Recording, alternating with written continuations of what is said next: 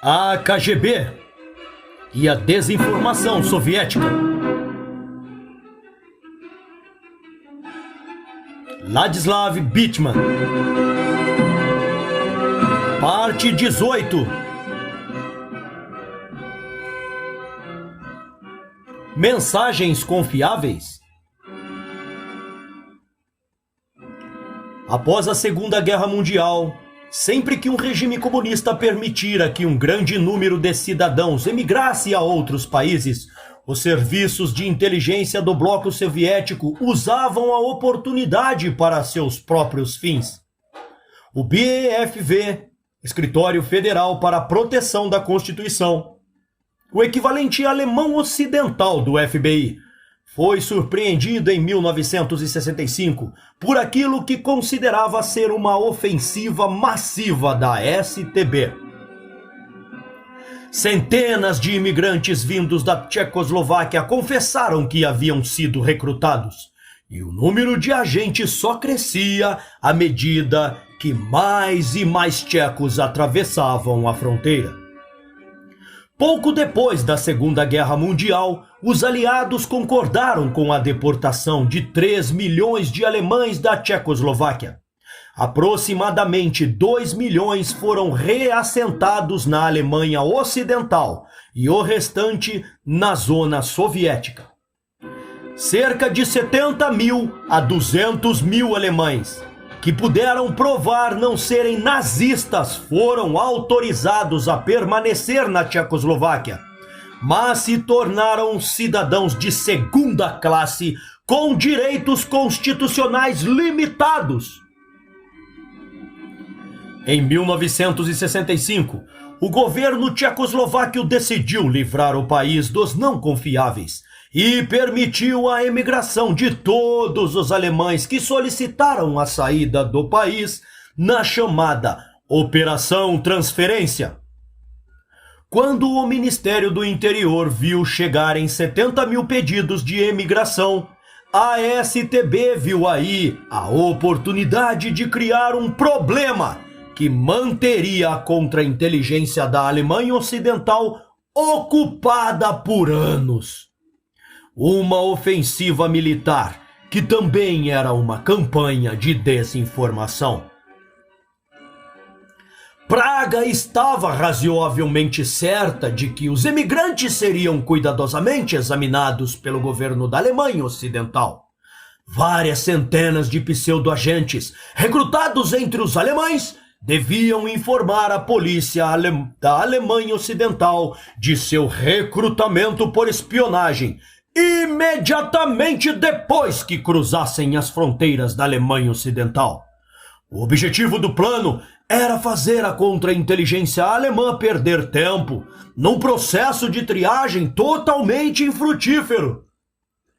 As instruções dadas a esses pseudo-agentes foram elaboradas de tal forma que a contra-inteligência alemã ficasse atraída nas investigações desses, como se tivessem a descobrir algo a respeito dos objetivos e dos alvos da STB. O segundo maior objetivo da Operação Transferência era atrapalhar pelo país agentes altamente capazes, testados e confiáveis, que escapariam da detecção pela contra-inteligência da Alemanha Ocidental. O BFV teve de prestar muita atenção a todos os indivíduos que alegavam ter sido recrutados como agentes tchecoslovacos, já que não haviam como determinar quais seus testemunhos eram verdadeiros e quais eram falsos. De fato, o governo se viu obrigado a, por fim, investigar todos os integrantes. Eventualmente, em 1968, o governo de Bonn reformou a lei de imigração e ofereceu imunidade a imigrantes que admitissem voluntariamente trabalhar para a inteligência inimiga. Em 1970, Hans-Dietrich Genscher, ministro do Interior, fez um apelo público para que os espiões se entregassem.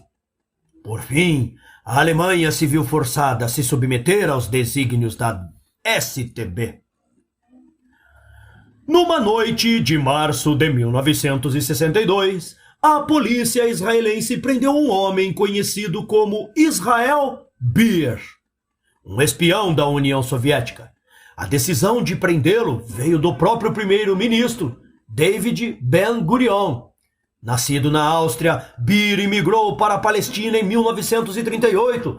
Tornou-se famoso como o mais jovem tenente-coronel do exército israelense e serviu como historiador militar e conselheiro dos altos escalões do establishment militar de Israel.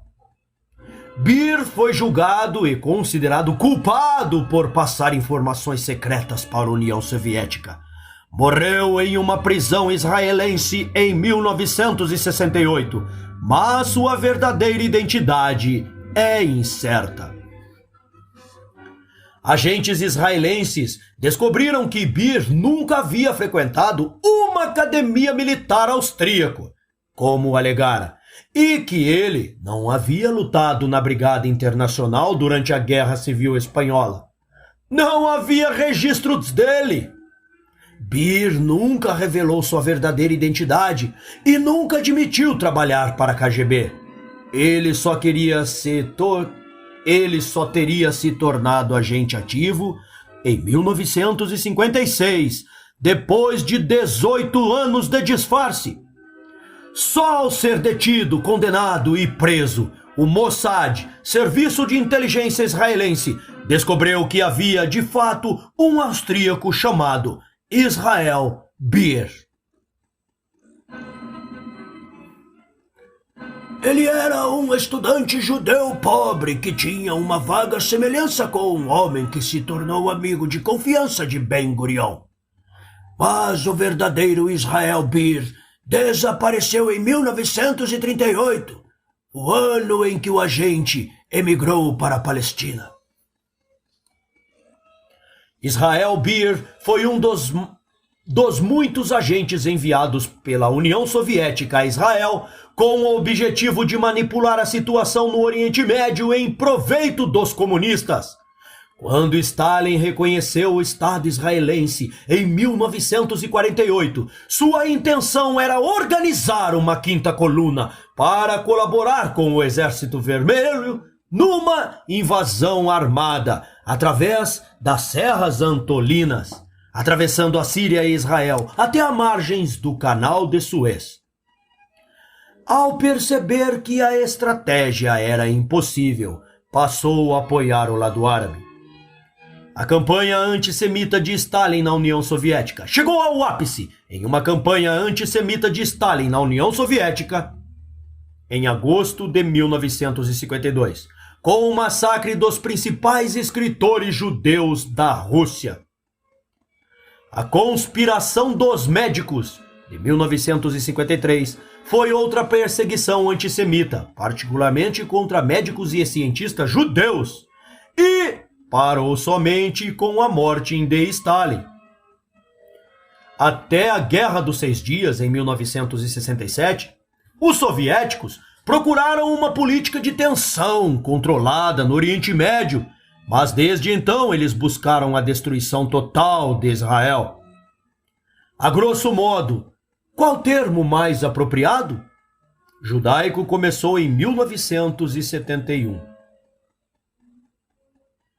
Num primeiro momento, logo após a Guerra dos 6 Dias, em 1967, foi o presságio da fuga da União Soviética.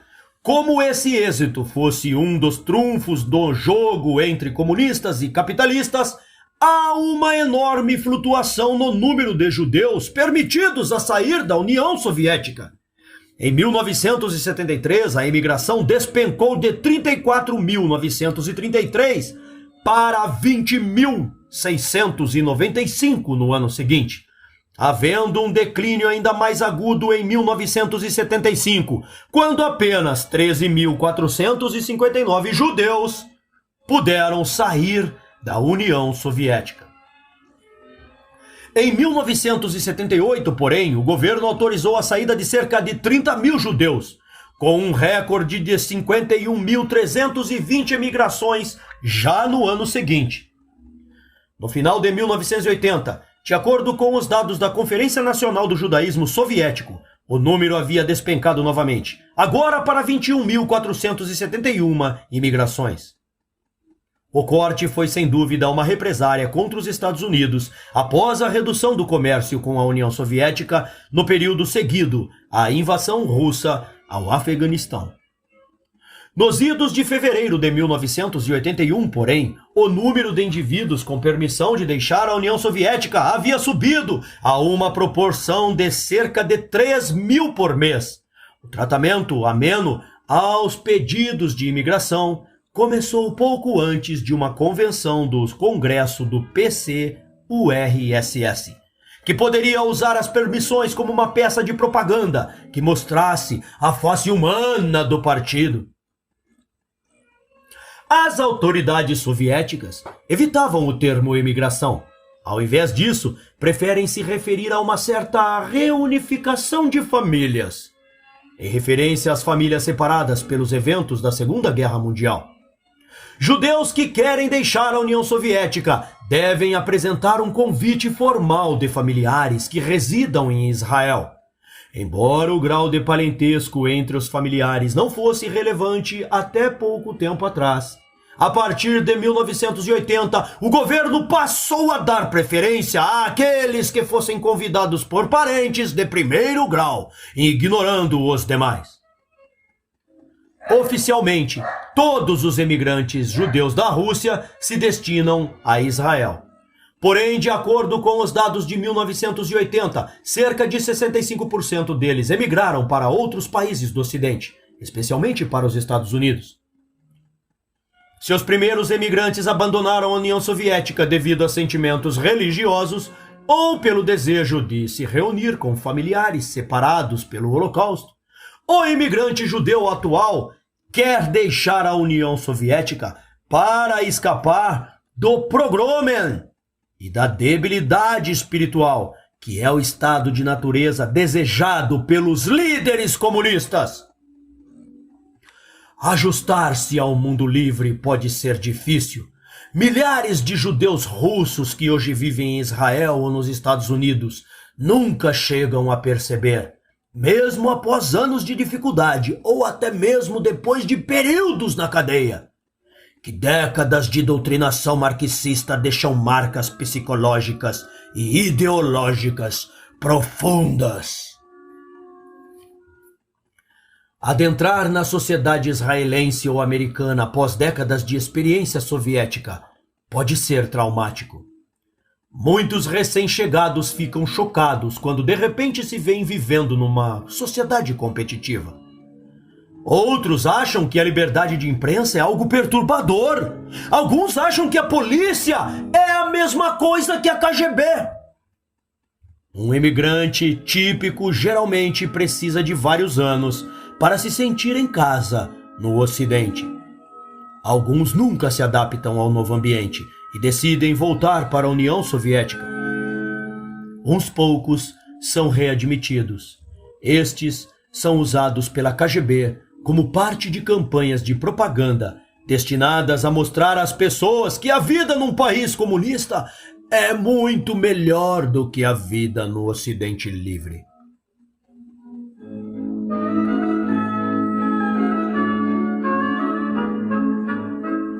Os jornais soviéticos, durante a década de 1970, publicaram muitas cartas usando manchetes do tipo "Fomos enganados, deixe-nos voltar" ou "Retornamos de Israel à nossa pátria socialista".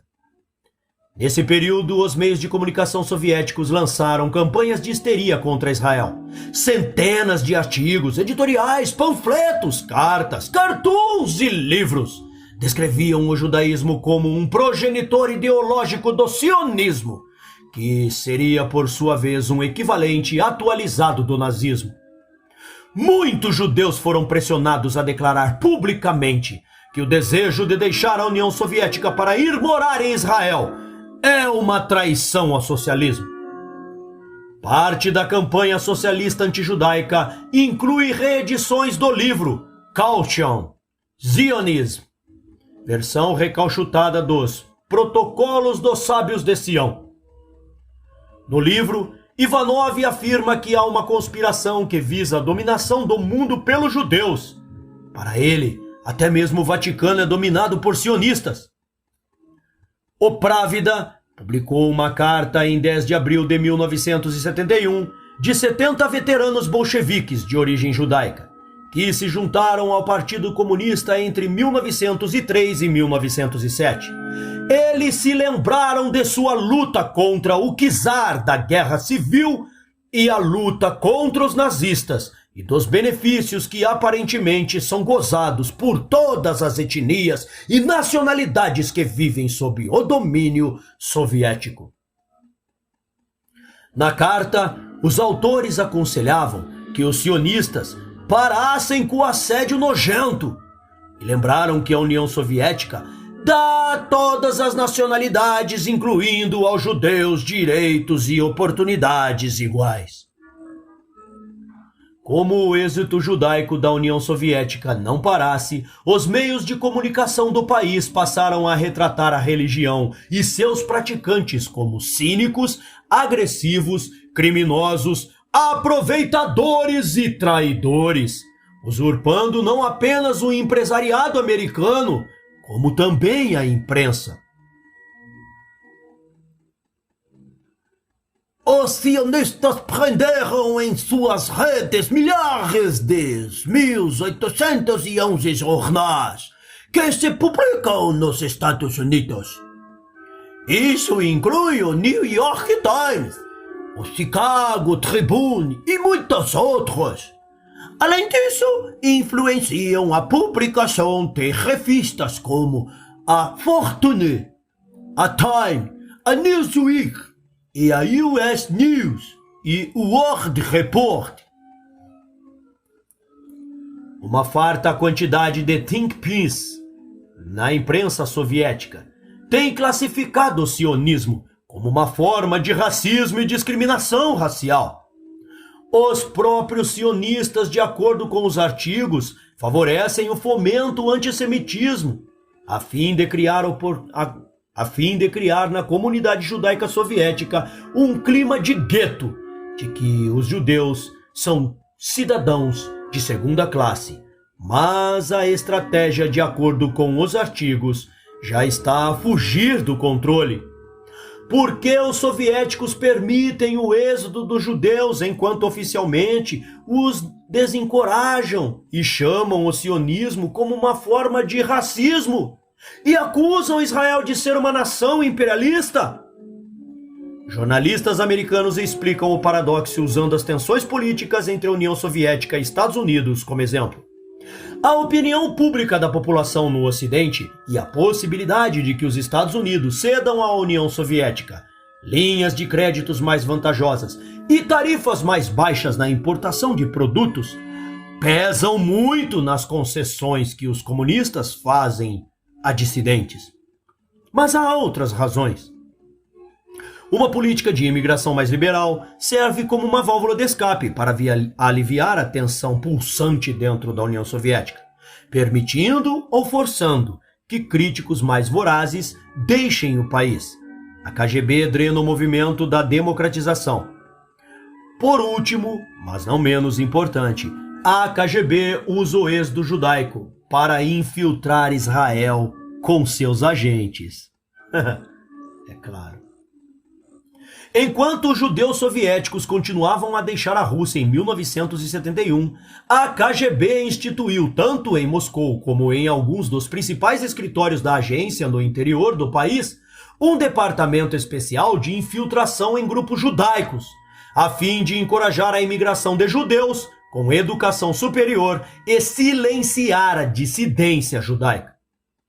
Em inúmeros casos, a KGB fez uso de pressão psicológica para forçar membros da dissidência judaica a se tornarem agentes secretos. Alguns cederam e assinaram um contrato com a agência, na esperança de que seus formulários de emigração fossem processados e autorizados mais depressa. Contudo, tomados pelo medo, esses indivíduos não percebem que tal consentimento pode ser usado no futuro como uma forma de chantagem. Entre os emigrantes, há um grupo reduzido, mas potencialmente perigoso, formados por agentes da KGB, os ilegais, que se passa por judeus e são mandados para o estrangeiro sob novas identidades. Como são geralmente bem educados e têm treinamento profissional, a KGB espera que, passado alguns anos, eles estejam ocupando cargos dentro do sistema científico e acadêmico estadunidense, com acesso irrestrito a informações valiosas. Não há estatística disponível sobre o número de judeus recrutados como agentes da KGB.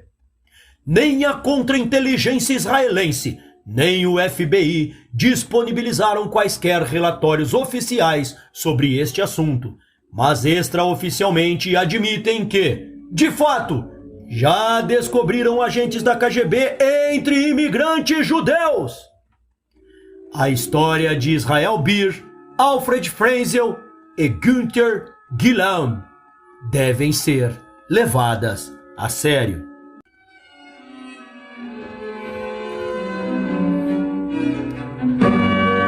Fidel Castro envia um cavalo de Troia. Fidel Castro declarou no primeiro congresso do Partido Comunista em Havana, em dezembro de 1975, que o Ministério do Interior havia se infiltrado em todo o aparelho contra-revolucionário nos Estados Unidos. Em alguns casos, alguns agentes já estavam servindo mesmo em posto de liderança.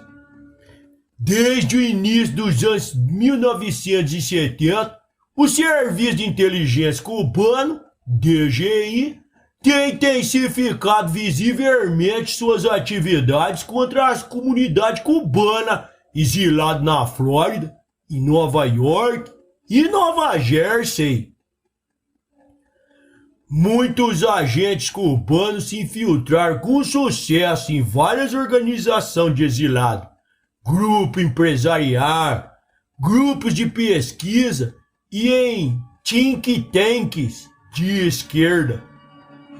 Uma organização criada para identificar potenciais agentes e atraí-los para trabalhar em Cuba era o Havanatur, empresa panamenha que detinha o monopólio dos voos de viagem de exilado cubano dos Estados Unidos para Cuba.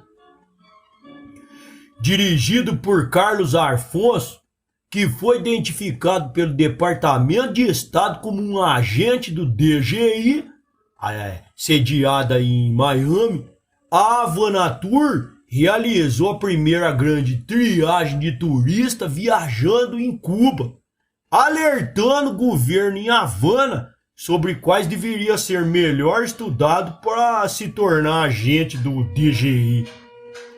No fim, os Estados Unidos resolveram agir e em 31 de dezembro de 1979, a Havanatur foi expulsa do território americano. Sob as ordens diretas de Fidel Castro, o DGI conduziu em 1980 uma operação anti-EUA que merece atenção especial por sua ousadia. Quando mais de 10 mil cubanos que buscavam asilo político decidiram invadir a embaixada peruana em Havana no dia 21 de abril de 1980, Castro ordenou que todos os guardas do exército cubano da embaixada fosse temporariamente dispensado e anunciou que emitiria visto de saída para todos os solicitantes. Vários países da América Latina e os Estados Unidos concordaram em receber os 10 mil exilados. A Costa Rica organizou voo 2 vezes por dia de Havana a São José, onde os refugiados seriam examinados e despachados para os outros países. Contudo, depois de 3 dias, Castro suspendeu os voos e determinou que os refugiados fossem direto para os países onde eles gostariam de se estabelecer. Dali a pouco, milhares de barcos, em sua grande maioria embarcação de desporto, se ingraram o Mar do Caribe em direção de Porto Mariel, para levar os refugiados à costa americana. O que você acha? A organização do procedimento foi surpreendente. Ainda em alto mar, as embarcações foram recebidas por canhoneira cubana e escoltadas até o porto. Quando os voluntários forneceram lista de amigos e parentes que seria levado até os Estados Unidos, as autoridades cubanas afirmaram que para cada refugiado que não tivesse presente na ocupação da embaixada peruana, as embarcações deveriam levar 4 refugiados selecionados pelo governo. Pouco após o desembarque dos primeiros refugiados na Flórida, o presidente Jimmy Carter afirmou que os EUA os receberia de coração e braços abertos. Contudo, a euforia tomou conta dos membros do governo de Washington e a imprensa logo se abateu. O que parecia ser uma vitória dos EUA sobre Cuba virou um problemão sério. Mais e mais capitão de embarcação afirmava que não conseguia localizar os parentes e que não podia zarpar de Mariel sem trazer uma leva de gusano. Os EUA admitiam os novos refugiados na condição de que pedisse asilo político em até 60 dias. Rapidamente, porém, o procedimento entrou em colapso. Castro agora podia administrar o problema da maneira que quisesse.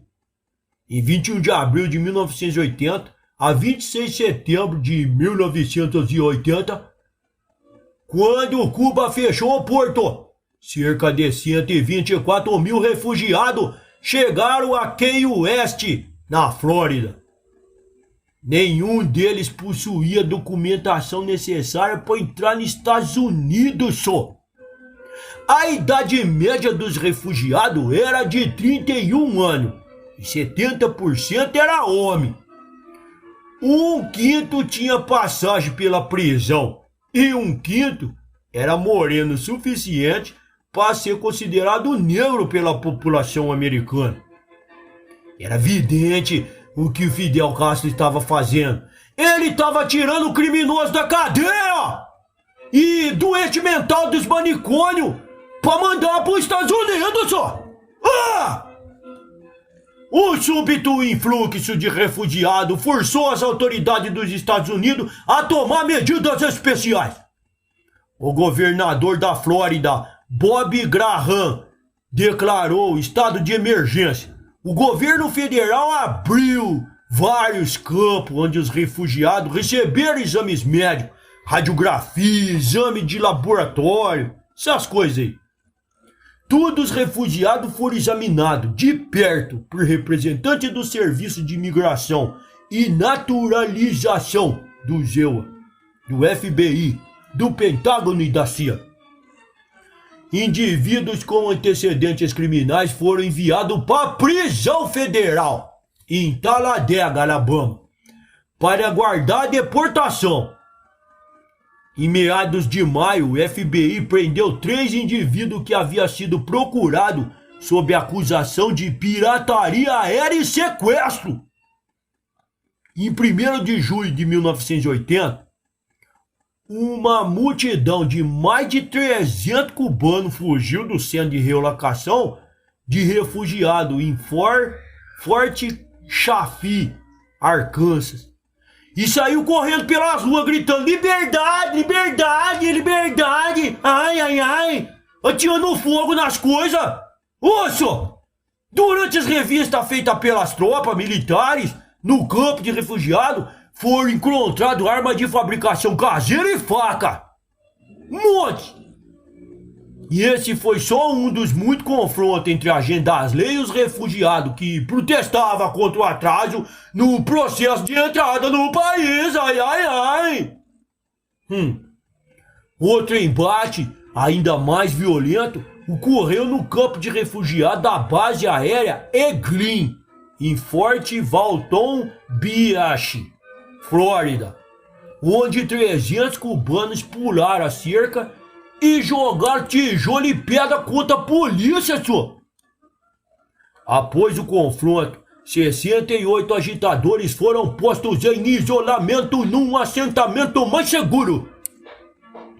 Embora a Casa Branca tinha anunciado que os agitadores e criminosos não seriam autorizados a permanecer nos Estados Unidos, não, foi admitida a possibilidade que Fidel Castro não aceitaria essas pessoas de volta para Cuba. Ah, por que ele será, né? Safado. Desde que Castro chegou ao poder em 1959, mais de 1 milhão de cubanos fugiram do país. A maioria deles se estabeleceu nos Estados Unidos. Primeiro veio a elite, depois a classe profissional e finalmente, em 1980, a classe trabalhadora, que a revolução supostamente deveria ajudar, pô! Relatórios Desculpa, professor, do bravo aqui, do bravo! Relatórios confidenciais de Cuba revelam que o governo Castro já discutia a possibilidade de fazer uma imigração em massa muito antes do episódio na embaixada peruana. Num relatório ao Subcomitê da Inteligência do Congresso, feito no final de janeiro de 1980, a CIA alertava que o regime de Castro pode recorrer novamente à imigração em grande escala para aliviar a insatisfação popular causada pela deterioração da situação econômica de Cuba. Entre janeiro e março de 1980, a inteligência americana repetiu o aviso muitas e muitas vezes, sendo solenemente ignorada pelo governo Carter, porque o Departamento de Estado não achou que a crise fosse tão iminente. Mesmo se a CIA não tivesse feito esse aviso, havia vários outros sinais que permitiam entrever porque o tipo de problema Cuba estava passando. De maneira igual à fuga de cerca de 270 mil pessoas em outubro de 1965, a crise de 1980 afrouxou a demanda por alimento e moradia na ilha de Castro. Grande parte da safra de açúcar cubana, em 79, foi destruída pela ferrugem. E o míldio comeu grande parte da produção de tabaco daquele ano. O caos econômico e a descrença na revolução levaram Fidel Castro a expulsar de seu país uma boa leva de dissidentes políticos e criminosos. Assim, a fuga de Cuba foi por governo uma bênção. Forgado. Em vez de permitir que os refugiados se estabelecessem em vários países, Castro manobrou o governo dos Estados Unidos de forma que Washington tivesse de aceitar todos os refugiados, incluindo criminoso, doente mental, aposentado com perspectiva de vida. E claro que Castro sabia que a taxa de desemprego entre os negros que viviam na região de Miami era de 9% em 1979. E o ressentimento dessa faixa da população ficou ainda mais agudo quando os cubanos começaram a lhe roubar os empregos que tradicionalmente eram seus. Na nova lei de refugiado, aprovada apenas 5 semanas antes da crise de Mariel, os refugiados eram obrigados a provar que correria risco real caso voltasse às suas terras natais. justamente pelo fato de a lei ter sido pensada para os casos individuais. Era possível levar esse procedimento a cabo tendo 124 mil casos para dar conta. Era extremamente difícil fazer o registro legal, só, dos novos imigrantes, já que os refugiados cubanos chegavam sem qualquer identificação. Chegava ali, já chegava pedindo, chegava pedia. Além disso, ao contrário das ondas anteriores de imigração, 20 mil homens chegaram separados de suas esposas e filhos, já que Cuba não permitia que os refugiados trouxessem suas famílias. Um relatório do Departamento Federal de Refugiados declarou, em 1982, que cerca de 24 mil cubanos admitiram que já passaram mais de 15 dias presos. Mas outras fontes indicam que o número pode ser de até 40 mil pessoas. Muitos dos que cumpriram pena em Cuba, em geral por crime banal, haviam sido detidos pela polícia cubana e ameaçados de cumprir nova pena caso não deixasse a ilha. Após serem fichados nas delegacias, os apenados eram levados para a praia de El Mosquito, em Mariel. Outro grupo de infratores era composto por aqueles que já estavam cumprindo pena em penitenciário. Esses eram mantidos isolados dos outros refugiados até na hora do embarque. O choque cultural e a sensação de isolamento quando chega nos Estados Unidos contribuíram para a confusão e o alto índice de criminalidade entre a comunidade refugiada. Entre julho e setembro de 1980, por exemplo, avião comercial era semanalmente sequestrado por cubano, vê só, desejosos de voltar para casa. A reação de Fidel Castro foi anunciar em 18 de setembro de 1980 que os sequestradores seriam mandados de volta para os Estados Unidos. E mamãe na vaca você não quer não, né, ô barbudão comunista forgado? Dos 124 mil refugiados que desembarcaram na Flórida, 1.700 já foram detidos por envolvimento em crimes graves, desde a chegada dos Estados Unidos. Contudo, separar quem é criminoso de quem não é, numa população sem registro, sem documento, tarefa bem difícil, você não acha não? Sem evidência sólida do seu passado criminoso, o governo libertou tanto o criminoso violento como o refugiado comum, iniciando um ciclo de assassinato, estupro, roubo na cidade onde esses bandidos vinham para morar. Uma vez em solo americano ganharam fama por portarem armas de alto calibre, ser extremamente corajosos e ter uma maldade tremenda. 11 meses depois da sua chegada, 66 marielitos já se havia sido preso acusado de assassinato e outros 72 por latrocínio. Na verdade, a taxa de homicídio entre os refugiados é 5 vezes maior do que a média nacional. Registro do Departamento de Polícia de Nova York, em dezembro de 1981, mostram que já houve cerca de 1.000 prisões de cubanos vindo durante a crise de 1980. Guilhermo Valdez, refugiado de 32 anos, já possui uma ficha corrida com cerca de 6 passagens por assalto a uma armada entre agosto e dezembro de 1980. O caso é igual para as outras áreas com grandes populações de cubanos. Vai mudar por quê? Em setembro de 1981, nenhuma cidade americana queria receber a leva final de 720 pessoas restantes. Naquela altura, o governo federal havia desembolsado mais de 600 milhões de dólares em ajuda de custo e cuidados médicos para os exilados. Estima-se que um preso custa em média 25 mil dólares por ano aos cofres públicos. Quantos milhões de dólares a mais serão necessários, então, para se manter criminoso de alta periculosidade vindo de Cuba separado do resto do mundo, da sociedade americana. Há cada vez mais evidência.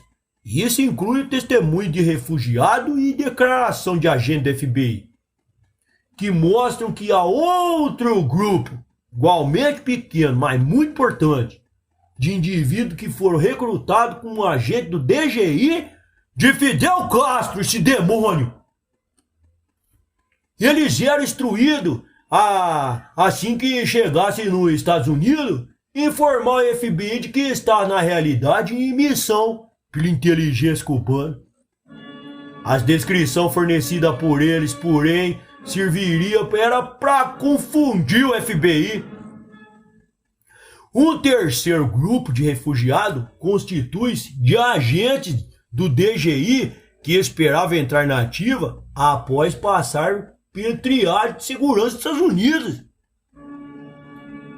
Entre eles estava Mário Esteves Gonzalez, preso em novembro de 1981 sob acusação de tráfico de droga. Em seu depoimento perante o Tribunal Distrital Federal em Miami, Esteves admitiu que ele era um dos cerca de 3.000 agentes secretos enviados aos Estados Unidos em 1980. Quando a guarda costeira o prendeu, ele estava transportando 1,3 kg de maconha num barco na costa da Flórida, só. Esteves contou às autoridades que sua primeira missão pela inteligência cubana era juntar-se ao Alfa 66, um grupo de exilado anticastrista radical que operava nos Estados Unidos.